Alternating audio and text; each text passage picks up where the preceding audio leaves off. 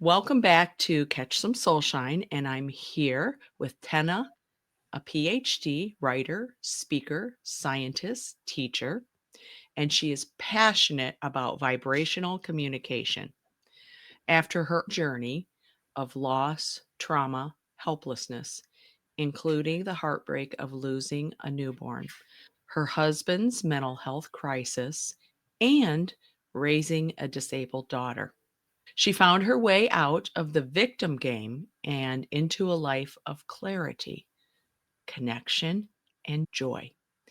She blends science and intuition and now helps others shift from emotional overwhelm into sovereignty and soul aligned living. She lives in Croatia. Did I say that right? Croatia, Yes. with her two children, her husband, and yes, it's the same one. She's still learning, just like you and just like me, loving and laughing. I'm so excited to have her here with us because isn't that what life is all about? Continuing to learn, to transform, to shift, and to grow.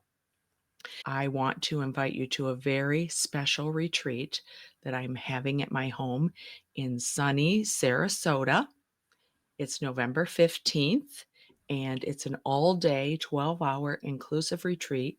You know my feelings about infusing creativity in your pathway of healing. So, yes, we will be painting, we will be writing, we will be doing a bunch of other things. If you can't make it live, you still want to join my school community to get the invite because I'm going to have a special offering for those that can't make it to Sarasota. Without further ado, I want to introduce you to Tena and have her tell a little bit about her story, and then we're going to get going with some deep conversation. Dawn, thank you very much for having me here. And while listening about your retreat, I felt so excited and I really want to know more about your offer, the special offer. Yeah, Yeah, you might be able to join. I will definitely look about it more Mhm, deeply. As I can see, we are at a similar path. You are mhm. living your life purpose, helping others to come to place where you are right now. And that's basically what I'm doing as well. I went through a lot of drama in my life. As you mentioned, I lost my newborn. He was born 19th of December, and 3 days after he was born, 21st of December 2010, he simply stopped breathing. And that experience showed me the hell and the heaven at the same time. And he was born, I felt so blessed. My heart opened, and in 3 days, I felt unbearable pain. It felt like 1,000 knives stabbed into your heart all at once. That event shaped my life because I was in the middle of finishing my PhD, and all these scientific paradigms, theories, what I learned fell apart. I had to find solutions and reasons and answers how that can happen because it was labeled as a sudden infant death syndrome. That means basically I don't know what happened. He was healthy, breathing, eating, crying, also breastfeeding, and suddenly he died. So a big question mark above my head arise. That was the first event that propelled me toward the research in a field of spirituality. And through my journey, I realized that science and spirituality are basically one, and that we Yes. are all one Mhm. expression of the same source. And I was going to pause you right there because I have been doing a deep dive into both spirituality. Religions have some value, but for me, it took sifting out the things that no longer serve me and merging that into a spiritual sense. I was listening to Joe Dispenza the other day. I don't know if you're familiar with him, but a neuroscientist, someone was asking him about chakras. And he said, I don't really get into the terminology of chakra. I don't dispel it. But he said, rather, we're all energetic beings and we all have energy that emits from different organs or places in our body. For example, when you're in love, you feel that in your chest, or when you are upset or frightened, sometimes you feel that in your abdomen. Sometimes in your pelvic region, you feel that when you have a great sexual connection with somebody, or in your head. Rather than get caught up on terminology, maybe just focus on the center of your body, because all of these places in our body have energy. What are your thoughts about that? I know that you've done a lot of research, and I'd like you to expound upon that with your own personal life. Yes, thanks for that question. And you're right. Every organ has its own vibration. And here is what's happening. That's what I learned through a spiritual acceleration. I was a certified spiritual accelerator, compassion key practitioner, and circle leader, and also a music teacher. And we are music. We are like one song. You are your song. I am my song. Others are their own unique song. And when we fight, when we play the victim game, we are interfering with each other's field, each other's energy, each other's vibration. Here is what's happening. Let's say you are your song. And when I'm pushing, when I'm fighting, when I'm playing the victim game, whether saving you or abusing you, I'm pushing my energy, my tones into your song. So your song is not anymore your song. It's mixed with these other tones that are not harmonious. And what I do, I tune into field vibrational communication and tune into the frequency and recognize the frequency that are not your frequency. You are pure light. That's who we are. We came from source, we are light. And we came here to have a experience of separation. And when we interfere with each other, we are not that beautiful song like we once were. And what I do, I help you to clear, to let go of frequencies that are not yours. And how I know to do that? Because I went through grief, I went through heartbreak, I went through rage. I also learned and experiences how I turned from I wanted to help my disabled daughter because she was nothing worked. No matter how much I tried to soothe her, nothing worked. And what happened? And in one moment, because of helplessness, exhaustion, because of that emotional pain, I just want to throw you out the window. I was so exhausted and I pushed her, dropped her in bed, and left the room. It wasn't me. I couldn't recognize myself. I turned into villain. Later, I found out that I was switching the roles, that I switched the role from savior to villain, and at the end ended like a helpless victims. And Mhm. now I help people to recognize that they play the victim game in their life because it's the structure of 3D consciousness. And now we as a humanity Yes. are evolving from that. One of the things I think is vitally important on anyone's healing journey is the ability to recognize, as you did, when you are shifting, because we are human and we are going to continually shift from one thing to another. The most powerful humans that are tapping into their energy and expanding and living abundantly and joyfully and service oriented are the ones that can recognize when we're getting into that other vibration or frequency and do something, some little nuggets to help turn that around. And I have my own little nuggets. Of course, music I love is a very important pathway to shifting that energy. Creativity, I love painting. That is something that helps me. Journaling with intention. I just talked about in my last podcast glow writing, which, if you haven't heard about that, go back and listen.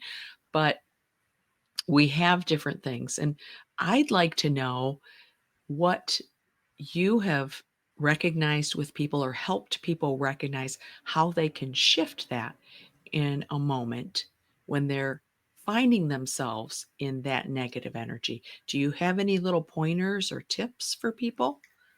Yes, I have. So here is what worked for me the best.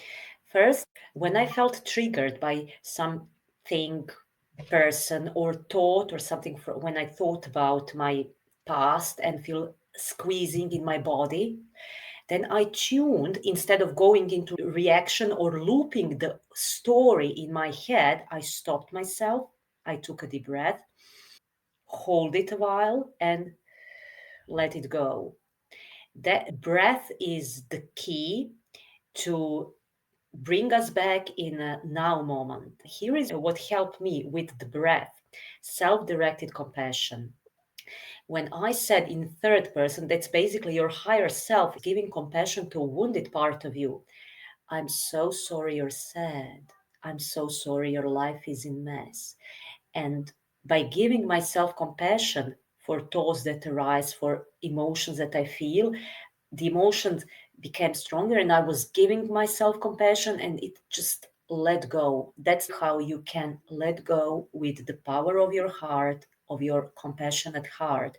And like you before said, the work you do, it's very important because we are social beings, and many times we cannot do it by ourselves. I went through a lot of trainings and I worked with many healers and teachers, because many times we are not able to see our blind spots, and Absolutely. that's the reason why work you do and many healers do, what I do, is very important. Someone has a problem, if you're listening and you feel like you're stuck in life, it's okay to ask and search for the kind of help that resonates with you. Absolutely. Yeah, I firmly believe every coach, every spiritual leader, everyone that is helping someone else is also being helped. I think we indeed. all need a coach for the exact reasons you just talked about. We have blind spots when it comes to ourselves. With practice, we can bring ourselves back and release those negative emotions and feelings, but that takes practice and coaching. And I don't know about you, but I tend to be a quick forgetter. If I'm not practicing and I'm not doing on a regular basis, I can slip right back into those old habits and thinking patterns and energetic patterns. So I think it's vitally important that we all have connection with like minded individuals and people that can help us see the things blocking us from the sunlight of the spirit or source, whatever you prefer to call it. Yeah. Indeed, we are social beings. We are here for each other. And because I went through what I went through, loss of newborn baby, I dealt with the PTSD, mental institutions, these problems, and raising child with disability. And I researched many healing modalities, techniques, and found what really works. And I Yes. went from point A, where my life was really hell, at the intensity in my body at the scale of from 0 to 10, it was like 100. And now I help people so they don't have to go through all that stuff. I feel that grief has been my biggest teacher after experiencing it over and over again. Each time I learned something valuable. I think that the grief that you have experienced, the grief that I have experienced, and the grief that, if you're listening, you are experiencing really can be the catalyst for a beautiful life. I see things differently than I ever did before losing my son, my grandson, my dad, my adopted son. I value life and I treasure it. And I think it is a process we have to go through. But I believe it can be very beneficial to have someone guide you through that because there's no skirting around it. And time takes time. I think we can accelerate it to a certain extent. But for me, I had to feel that depth of hell, really, before I could experience the abundance and joy that I have in my life now. I didn't mean to interrupt you, but I just wanted to clarify that because I don't think we're here to make somebody's grief go away. I think we're here to be a catalyst, a helper, to help them see things differently and process that differently and maybe not have to stay. I've seen people and I know people that have lost and had great trauma, and that's where they stay. I do believe that you and I are both on the same page. We're gonna carry our grief, our experiences with us, but they don't have to control me. I've learned to carry that with grace, dignity, and the ability to serve others because of my own experiences. From my experience, what I learned from my teachers, I was hooked in my martyr story because I lost. That happened to me. Life hit me, and people were telling me, "Oh, you're so strong, you're so brave." And I was like feeding my ego of that story. I realized that I was thinking because why I didn't want to let go of that story because I'm better than you. I suffered more than you. I was totally identified with my martyrdom, with my pain, with my loss, and I didn't want to let it go. We are changing every minute, and I wanted to stick with that. Life hit me so hard, and I came to a moment when there was a choice whether I will let go of my martyr story or keep in that victim martyr loop. That's why I realized I really want to be happy. But it took time. It didn't Mm, happen overnight. It took yeah. time. One event that also showed me what I wouldn't prefer is when my baby died. I worked in school as a music teacher, and we have a 3 months maternity leave for when your baby dies. I should come back to work after 3 months, but I wasn't able to work with children because whenever I saw a baby in a stroller or a kid, I would fall apart. I had emotional reaction. And the only way to get sick leave was to go to psychiatry. I trusted that doctors would help me with my condition because I would really love to continue my work because I loved work, but I couldn't sing. I couldn't work with people. I went to a group session, therapeutic session in psychiatry, and then I meet one lady who had a traumatic experience in her childhood. She was coming back to psychiatry for 17 years. I observed the situation and said, wow, I really don't want to grieve over my baby for 17 years. I honor Mhm. my experience, I respect what I experienced, but I want to be free. I want to I let love go. that. I had the same experience, a little different, but after my son died, I had numerous people tell me, "You need to go to this grief support group and go to your doctor and get medicine," and I didn't want medication. I'm not anti-medication. I know some people do need medication to help them, but I didn't want it. I felt like my grief was my grief. Then I went to this grief group, and my experience in that grief was really eye-opening. It sounds like just for you. I saw people there that were there for years, and I thought to myself, I don't want this for the rest of my life. I only went to a few and then I stopped because although I have that experience, I don't live that anymore. I live happy, joyous, and free. Moments will visit me, special anniversary dates or memories, or maybe a song that comes up, and I'll have a moment of sadness, but I quickly move through that to live my joyful life again. And I think that's really important. I don't know if the terminology stuck is the right word, but maybe, like you said earlier, looping over and over and carrying that martyr or victim mentality. Victims don't heal, and we're not victims. We're We are light beings, like you said earlier. So I just wanted to share that with you. Seeing myself today, it's 2025. He died in 2010. And I also experienced a lot of grief related to my disabled daughter because I grieved over what she couldn't do. Mhm. And we have a yearly check in a doctor, physiotherapist. And that appointment is my inner check-in. How am I, in what emotional state I am currently? And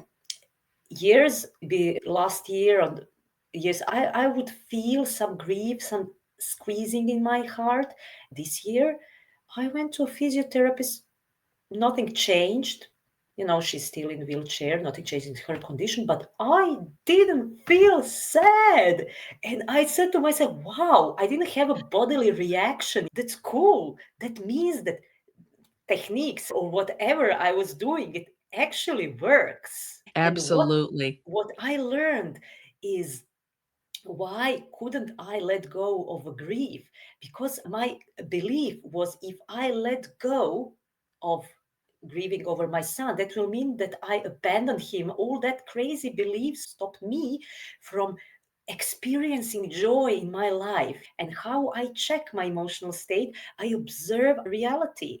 I worked with a somatic healer, and we talked about where I was feeling it in my body. I had this visualization. And afterwards, he said, when you were visualizing that situation, were you in it or were you observing it? And I was like, oh gosh, I'm going to say the wrong answer because I thought I should be in it. But in actuality, I was observing the situation from like looking out at it like it was a movie. And he goes, that means you're healing. It's when we Mm. get stuck in the visualization, in the PTSD, that we're continually creating that turmoil within ourselves. But when I can look at it as a movie, it's a part of my life, it's a part of your life, all these experiences, that's when you can start to realize that you're healing. And I was like, really? Oh, that's great. I think it's so cool that you had that experience because just last week I had two dreams about my son. I don't dream about him often, but I had two dreams in the same week. And years back when I would dream, I would just wake up crying. Oh my gosh, it was just a dream. He's not here. Both times I woke up feeling like I had a visitation and I felt this sense of peace and sense of ease. And I remember thinking he looks so good. And it was completely different. I have shifted in that area. Do you have any experience with dreams or visions and what that can tell people about themselves? I didn't have that kind of vivid dreams lately, but dreams can be what's happening in our subconscious when we process things that are coming up in our dreams. How I related to my son, how I know if I accepted and integrated my experience is because I can now talk about it without falling apart. I think about him, I feel warm, I don't feel any tension in my body. And I realize that we came here we choose to have that experience, to learn about ourselves more, to love ourselves more. And I'm aware that at soul level, we had a kind of agreement, me and him Mhm. and my daughter. Like the soul is, we are coming here in school. Okay, I will play this role, you will play this role, that will happen. And then we will learn that, and I will play that, whatever. That was the message from that dream. And I resonated. I remember waking up relieved, like I understood why we came Yeah. here, about my mission and my soul purpose. It all became more and more clear. Why am I here? Why I live this life? Beautiful. And I think everything that you have experienced in your life has brought you to right here, right now. I'd like you to tell people how they can get a hold of you if they want to work with you, and what are some various things. Do you offer private coaching or program or group coaching? I offer group learning and energy clearing sessions. We take one subject topic, and then we first learn something about that topic, and then we tune into field, and with the self-directed compassion and spiritual acceleration and other technique, we let go of that emotional intensity related to the specific topic. And after the group clearing, we have time for mini one-on-one trigger release sessions. You think about something that creates the highest intensity. When you think about it, then Mhm. we do a short process, and when the level of intensity is significantly lower or came to zero, then we know that process is done.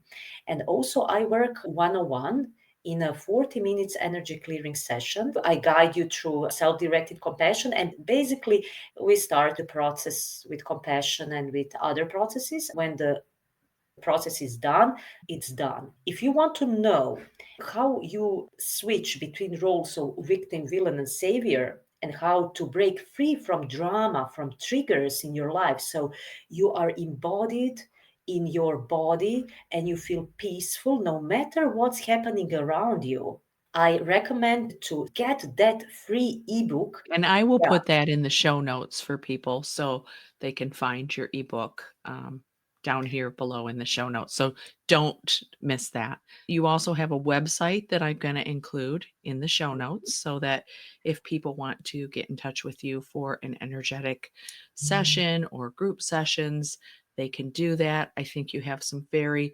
valuable tools for people. If you're called to this type of healing, please seek Tena out. I thank you so much for joining me. I think your story is powerful. Your teachings are powerful. If you benefited from this podcast, please subscribe and share it with your friends. And don't forget to check out the school community, Creative Grief Freedom Free School Community, and join me at the retreat because it's going to be extremely special. All right. Thank you so much, Tena, for joining me, and go out and catch some soul shine. Thank you.